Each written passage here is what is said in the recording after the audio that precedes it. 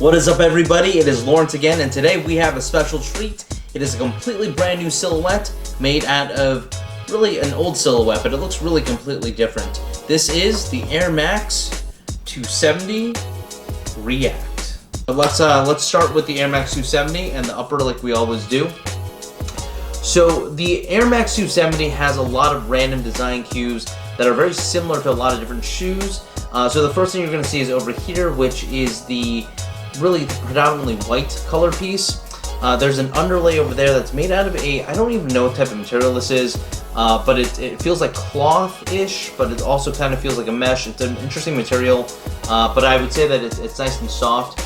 Most of the other parts of the shoe are actually felt-like overlays. I don't know what the exact material is called, but Nike's been using it pretty drastically throughout their shoes.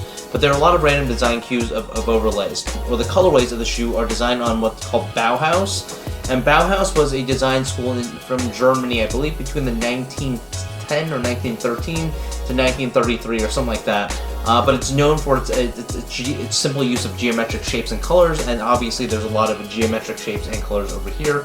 Parts of the shoe also have a fuse that's on top of the white over here, so you can actually see parts of it where it's kind of reinforced with this fuse. So let's move to the front. The front of the toe has this toe guard over here that is done in this felt. That felt also extends to the back and to the side over here in the black. You also have this overlay of teal-ish over here on the front. And then finally, you have a golden or university gold type swoosh. On the front of the shoe, you have a red portion that has yellow stitching throughout. And what's really cool about it is that you can tell that this comes directly out of the element 87 or 55. On the bottom over here, you have a little piece of leather just to add an accent to it, and you have rope style lacing with these little black nylon pieces to finish it off.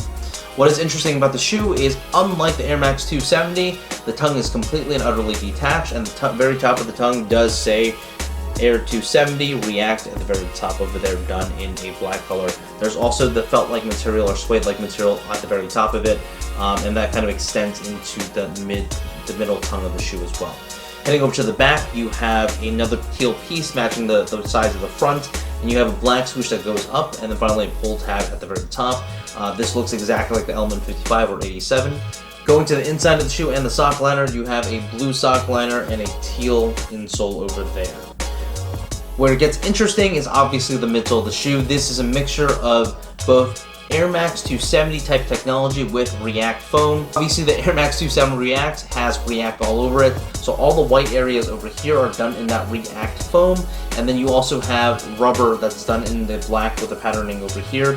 What's interesting is on the back over here, there's actually a pretty substantial piece of rubber over here that is missing on both the Air Max 270 and any other type of React shoe that I've seen, and there's a lot more kind of rubbery grip over here as well.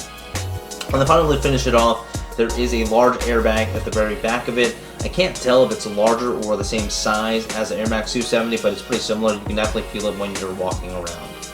So what are my thoughts on this shoe? I love the colorway and I love the design aesthetic. I think Nike has a real winner here. It looks both retro and obviously modern at the same time. The very upper and top of it has elements of well, the element of 55 and 87. To me, it has hints of the Air Max 93, as well as kind of a very similar silhouette in general to the Air Max 270, which to me is a ballpark hit in terms of design.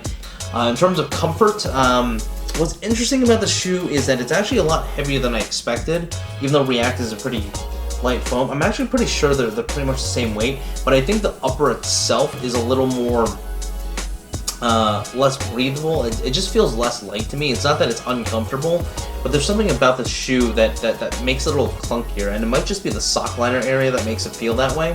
I'm not exactly sure what it is, but I would say that the shoe itself is a little more stable than the Air Max 270, but it's still very comfortable, but I would not say that it was as groundbreaking as I thought it would be, because the Air Max 270 is probably one of the most comfortable shoes that I own for all day wear. It doesn't have that same feeling that you would get from Boost or just kind of natural all React, but for the most part, you can wear the Air Max 270 all day, and I feel like you could do the same here, but I don't think there's much of a substantial upgrade by putting the React cushioning on here over the Air Max 270 alone, which is just dual density foam.